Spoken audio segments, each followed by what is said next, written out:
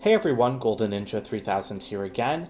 Yesterday we heard some awesome rumors about the LEGO Star Wars sets for summer 2023. They do sound like kind of a mixed bag. We've got some really cool stuff here and then some stuff that I just think is absolutely ridiculous. But we're going to start out with the Disney Plus sets.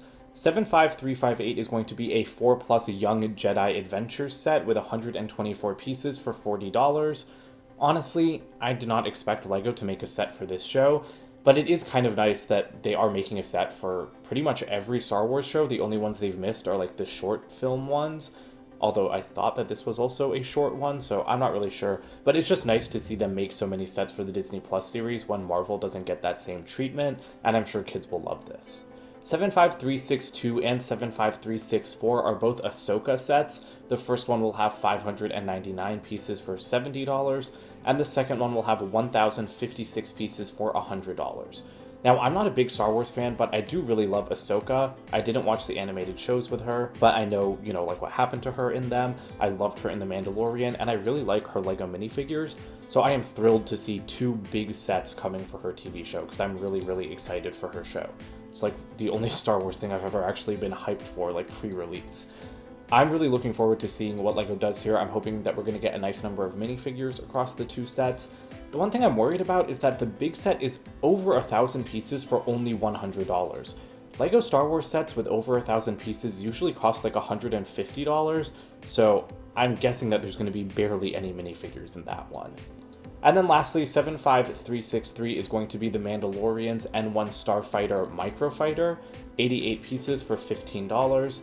Don't love the price increases on the microfighters, but in this one I think it's a little bit justified because it's going to include both the Mandalorian and Grogu, which is really great. In a $15 set to get both main characters, that is absolutely the cheapest way to get them so far, and I think that a lot of kids are just going to go crazy for that.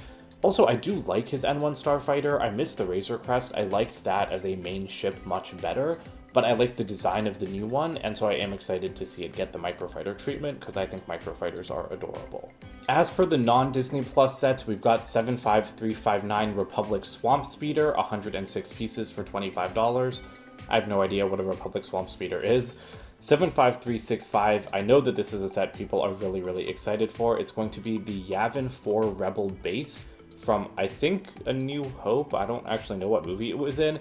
1,067 pieces for $160. Like I was just saying with Ahsoka, that is a 1,000 plus piece set for $160. This set, though, I know that there was a prototype of it a few years ago. I know that fans have been waiting for it to be released.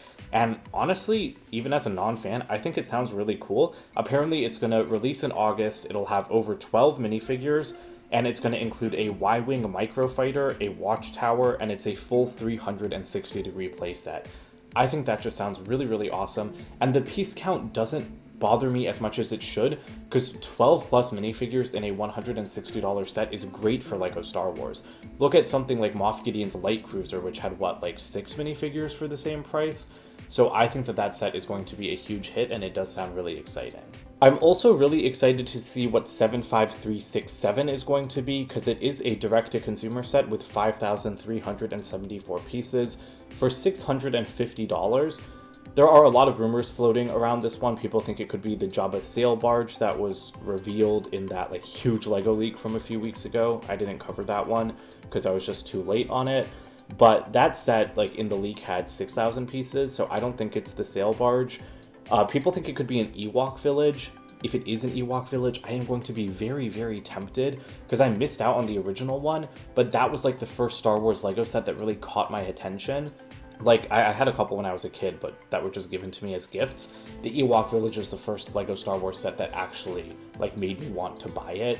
So if LEGO was doing a $650 remake of it, I fear I might have to buy it, so I kind of hope it's not that, because I don't want to be spending $600 on a LEGO Star Wars set. Other people were speculating that it could be a Geonosis Arena, which I think would be from Attack of the Clones. That set would be completely unappealing to me. I don't think that would make a good $650 set. In my opinion, that's something that would be better off as a $350 set. So if it is that, I will have absolutely no interest, but I'll be very happy for people that do. Now, the other weird thing about summer 2023 for LEGO Star Wars is that we're getting mech sets for some reason, and I really don't like the sound of these.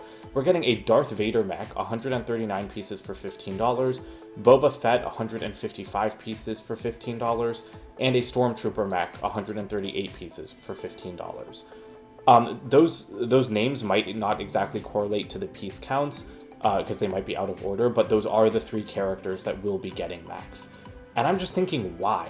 Like, mechs for Marvel makes perfect sense, and I think that they are really good.